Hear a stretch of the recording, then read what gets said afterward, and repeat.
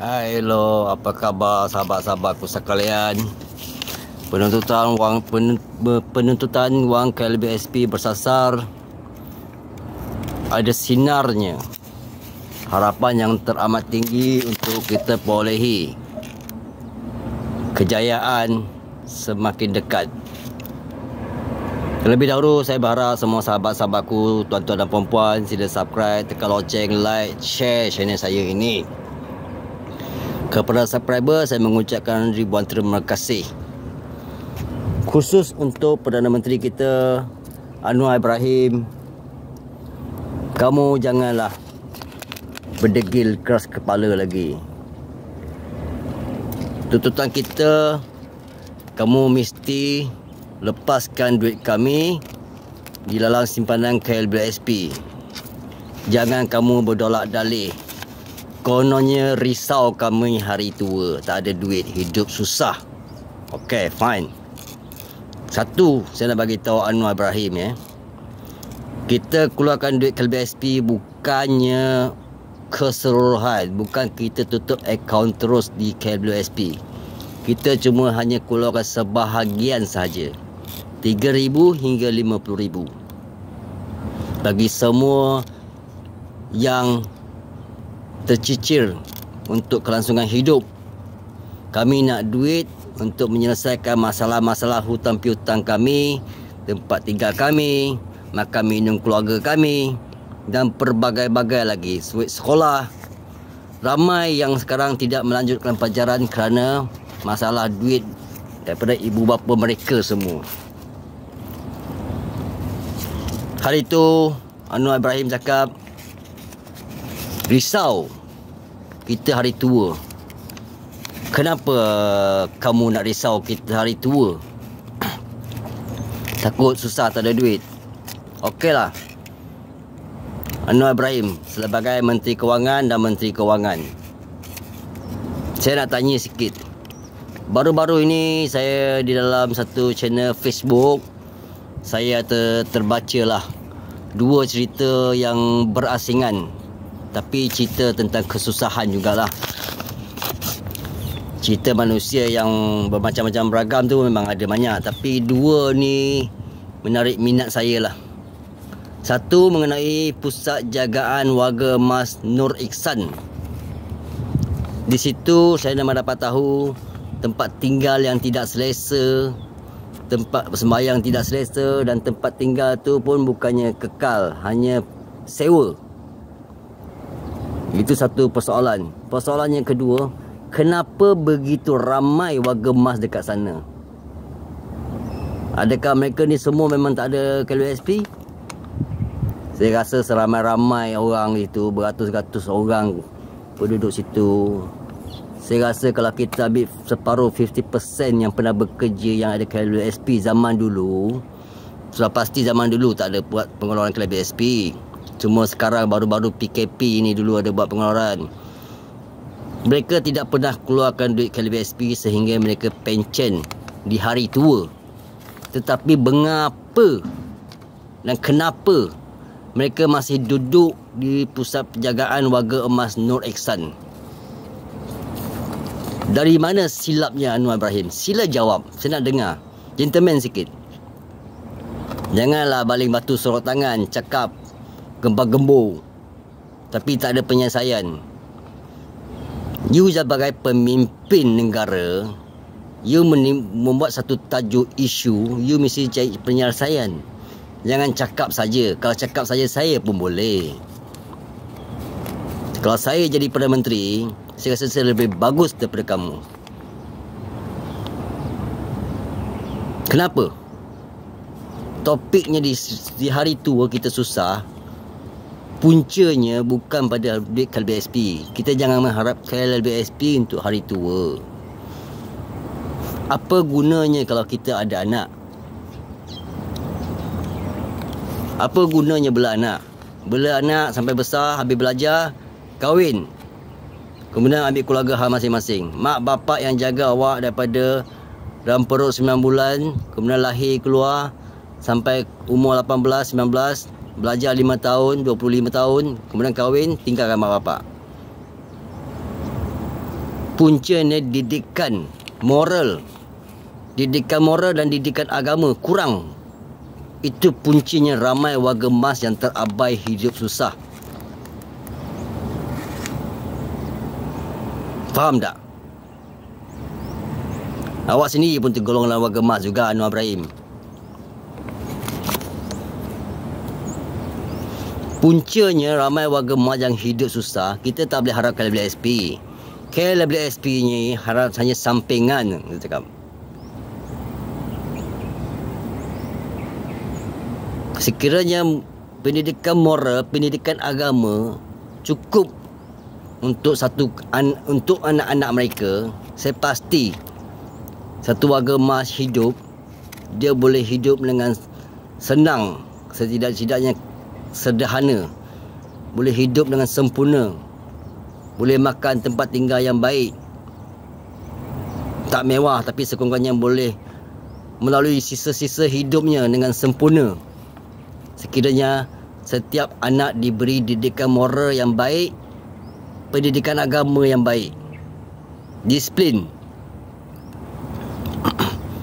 Di dalam Malaysia ni lah paling ramai warga emas yang terbiar, hidup susah, tak ada tempat tinggal, sampai duduk di pusat jagaan warga emas.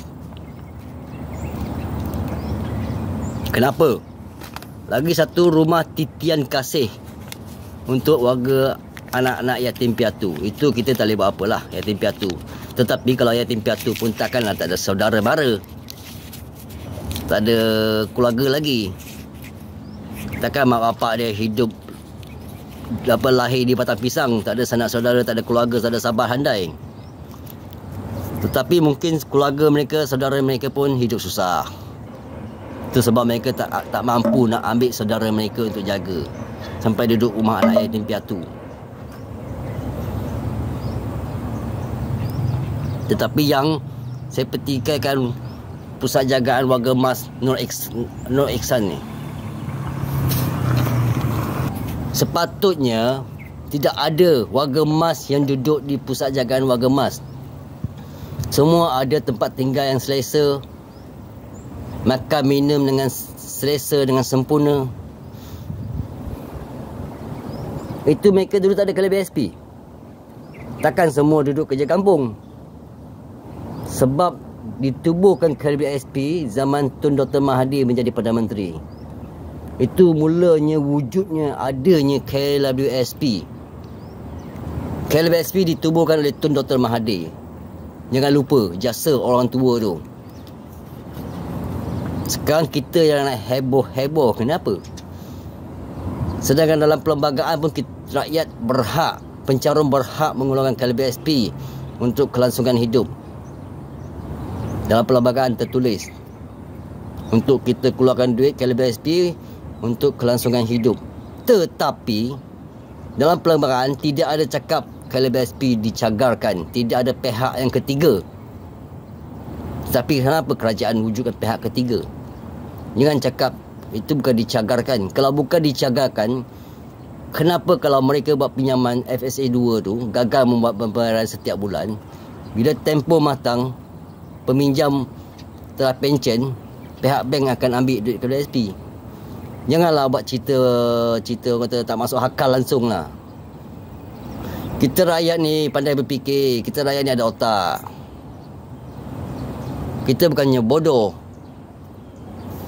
Janganlah remeh-remehkan kita ni.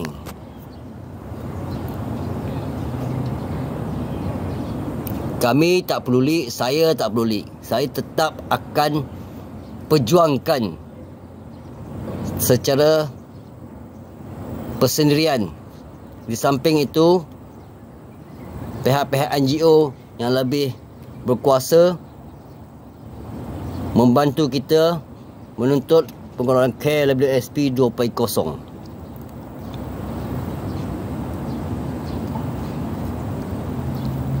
Sekiranya benar KLBSP membantu, mengapa ramai rakyat yang bergelar warga emas hidup di pusat jagaan yang terbiar? Itu Datuk Seri pergi selesaikan dulu. Jangan fikir kita yang sekarang ni. Kita buat pengeluaran sekarang pun bukannya kita keluarkan keseluruhan, di samping itu kita masih bekerja, masih teruskan mencarum. Janganlah buat kira-kira kononnya ada 600,000 dalam akaun baru boleh hidup dengan selesa. 600,000 kalau lagi 10 tahun akan datang, dunia tak tahu macam mana. Sekarang dunia pun dah barang naik mendadak pun tak boleh kawal. OPR pun tak boleh kawal. Apa gunanya ada kerajaan tetapi tak boleh kawal benda ni? Baik kita rakyat hidup tak perlu ada kerajaan. Seburuk-buruk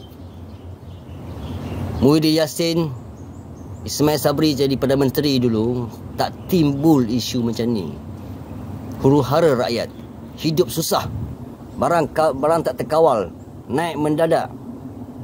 Bukan naik 10 sen, 20 sen, 2-3 ringgit pun ada sekali naik. Minyak, tak usah cakap lah. Hari ni aku jadi kerajaan, aku jadi Perdana Menteri, besok minyak turun. Kalau saya cakap nanti bunyinya kasar nanti, sakit hati. Kena tangkap pula. Ikut hati nak juga saya. Geramnya saya aku sini. Tetapi saya tidak akan berdiam diri. Saya akan tetap bersuara untuk sahabat-sahabat saya, untuk semua rakyat-rakyat di dalam Malaysia ni yang menuntut penggunaan BSP. Kami tahu duit tu mesti dikeluarkan seboleh-bolehnya sebelum Raya Haji ini pada hujung bulan.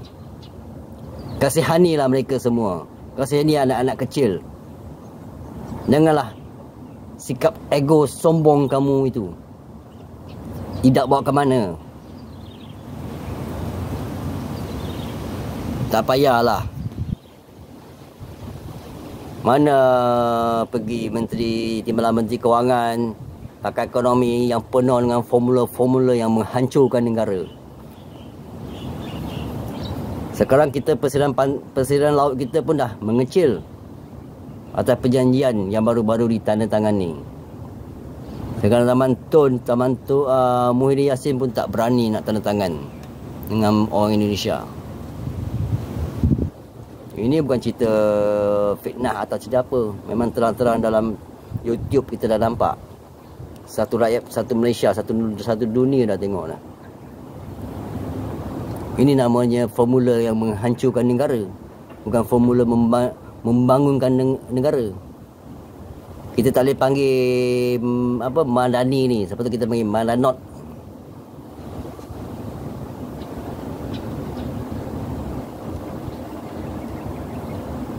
Satu-satunya negara rakyat yang termiskin, yang teramai sekali. Malu lah. Sungguh mengecewakan kami semua. Kami berharap pada bulan Jun ini, bulan 6 ini, ada satu perubahan.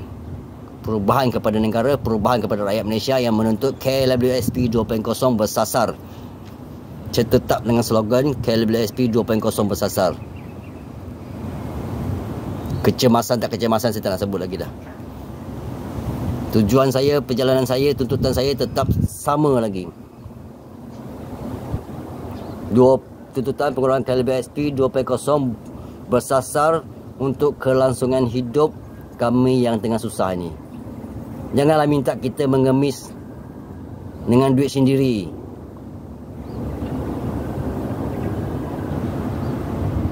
Tak usahlah keluarkan formula lagi.